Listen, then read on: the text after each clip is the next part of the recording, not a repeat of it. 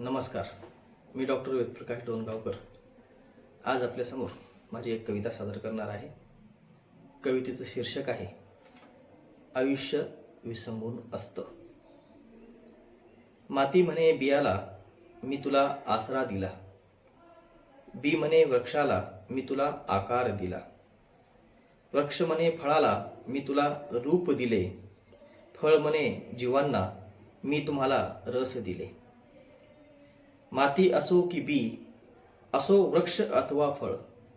माती असो की बी, वृक्ष असो अथवा फळ, आहेत एकमेकांवर विसंबून, म्हणून मिळते त्यांना बळ.